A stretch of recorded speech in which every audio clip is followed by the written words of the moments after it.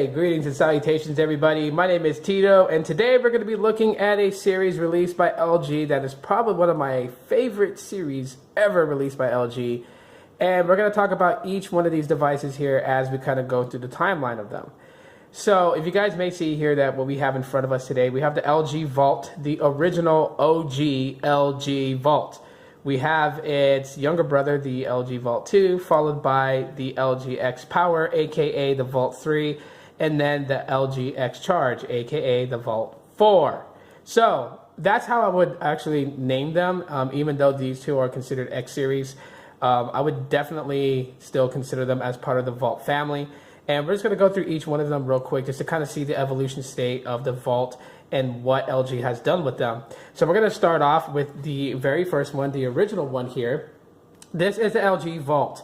And this phone is one of the best budget phones ever created. Ever, hands down, I have to say. My opinion, you guys may not agree with me, but this much very so. Reason being is that LG put a lot into this phone. And when it first released, it was released for $149. Yeah, 149 bucks. And what you got for it was amazing for a budget device.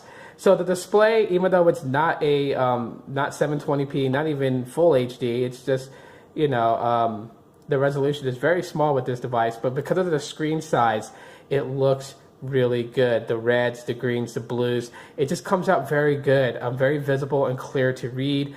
For what it was, it is running on KitKat. I do have this particular unit rooted. So it is rooted with Super SU, and you can see how much people really like this device because there's a ton of ROMs for this phone, but we're not really going to be talking about that. Generally, just the features that it has. So the display size was really good. The cameras were decent for what they were. You weren't going to get like phenomenally great photos out of them, but you would get pretty good photos if you knew how to work the cameras and all its settings. It does have NFC, so you did have NFC on here. As a matter of fact, it also has a removable battery, so that was a plus. And that battery size is a 3,000 milliamp hour battery.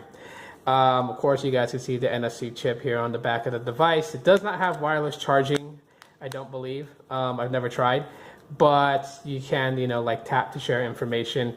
Aesthetically, they just built it to look really, really nice for it being a budget device. I mean, down here you have, you know, two cutout ports, but they're not both dual speakers. It's just one speaker, and one is just there for aesthetic looks.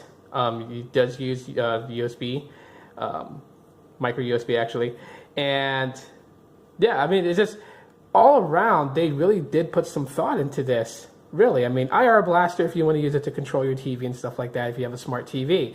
Around the time that this phone came out, smart TVs and being able to use them was just starting to come on the rise. So they thought of that for their users. NFC, so you can use tap to pay with this. You can download GPay, I think is in the current one right now. It used to be Android Pay, but you could use it with it. Now it is running LG's old skin, so it didn't have access to, you know, LG World where you can download themes and stuff like that.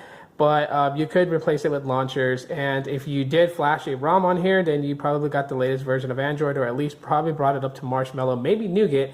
I haven't seen what kind of ROMs they have for this phone, but generally the Vault is king of budget tech, basically. Following up to that was the Vault 2. Now the Vault 2 took a step backwards as far as battery life. You did still have a removable battery, but you guys can see here the battery size was a 2540. So that was kind of a letdown for some people, but to be quite fair and honest with everybody, the Vault 2, while it had a 2540 milliamp hour battery, the battery life on this was still excellent. I did get a day and a half on a single charge with a 2540 milliamp hour battery. Who heard of that? I did. What they did do was they did introduce LG's new design, so they actually brought in the volume and power buttons stacked under the camera, rather than having any buttons on the side. So this is very comfortable. I wish LG would bring this complete design back. Going back where there's only the power button back here and the fingerprint reader is I wish the volume rockers was there too. Camera wise, the cameras were decent on this. Audio quality wasn't always the best, but it did live up to what it was supposed to be, which was supposed to be a power efficient device, and this device did. Compared to other devices that had the same size batteries that would kill out a lot quicker, if you use this phone very heavy, you'd kill it in 7 hours. If you use it moderate like I did, you get about a day and a half. If you used it very, very, very light, you can stretch it over 2 days. So the Vault 2, while it did have a smaller battery and it did remove a lot of the features like NFC, IR blaster, still made for a great phone if you were looking for a phone that was efficient with power.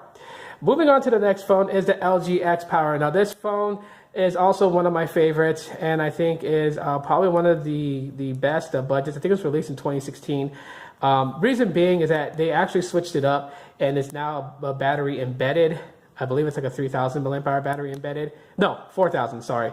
4,000 milliamp hour battery embedded. And the reason why I boast about that was the fact that look at how thin it is.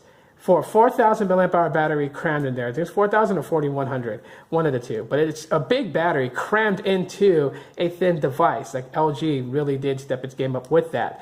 The downside was that it was non-removable, and with it being embedded, they did not incorporate anything like water resistance or anything like that. However, they didn't put NFC. There is no IR blaster. So again, you know, not really continuing on the legacy of the original Vault, but continuing on its main focal point, which was battery efficiency. And this phone, literally, I think the most I've ever stretched it out was 3 days on the single charge. So very good device. And what I'm currently using right now as my daily driver is the LG X Charge. This is the most recent to come out, and some controversy behind it because some people were upset in the fact that one thing is not on this device that other devices have, such as the Moto E4, or the Moto E4 to E4 Plus, and that is biometric reading for security. Now, I'm not a person that's really going to care about it. I'm using this phone right now because I miss kind of using an LG device. So I just wanted to pick this up and reactivate it. And I'm using it right now. It still has all the other good stuff like, you know, tap to wake. And with that, the screen resolution for me looks decent for what it is, especially when I go outdoor. Cameras is the only thing I think that's a little bit of a letdown. It does have a front LED flash for taking nighttime selfies, but the cameras do not do very well in low lighting. So that was a kind of a big upset. But other than that, as far as battery life, that was the other thing that I said that was kind of a disappointment with the X Charge, was the fact that I got longer battery life with the X Power. But it's not to say that you won't get a decent amount of battery life out of the X Charge. You will. This thing will not kill out in 4 or 5 hours. You still get over a day, day and a half of power. Just considering the fact that it's a 4,500 milliamp hour battery, I was thinking it would actually outlast the X Power. But then again, also there's some things that come into factor in play, like the screen resolution, like how many pixels that battery's having to light up. Those things come into play. I do have all the basic stuff turned off, like sync and all those other things, because I really don't need to use them. It does have Capture Plus, which is kind of like, you know, odd to see it on here. And but again, the main focal point for that phone is battery efficiency. So with all these devices that were mainly focused for battery efficiency, LG nailed it with all of them.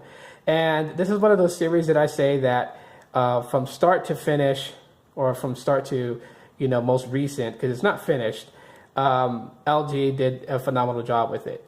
I'm curious to see what they're going to do with the next step coming here in 2018, what they're going to be releasing then. But are any of these phones a good option to pick up in 2018? To be honest with you guys, they still are. Maybe not so much the Vault 2. Some people will probably about that, because technically I think the Vault 2 was just more of like LG releasing a dumbed down, cheaper version of the G4. As a matter of fact, the Vault 2 is known as the LG G4C. So that just kind of tells you what they were doing. They were just really showcasing their new design and look with the Vault 2. But still, what still comes out on top is the LG Vault. Still king of its series. Everything that they've packed into this really small phone, everything they packed into it, obviously meant for the power tech user. So that's it for my video. If you guys enjoyed my video, you guys can let me know by dropping me a like. Anything else you want to add in about the Vault series, please do so in the comment section of this video. If it's your first time checking out my channel and you hit that subscribe button, thank you so much for doing so. But you could also help yourself out by hitting that bell option so you know when I upload a video. Until the next time, everybody, thanks for watching my video on the LG Vault series. Aloha. I'll talk to you on the next one.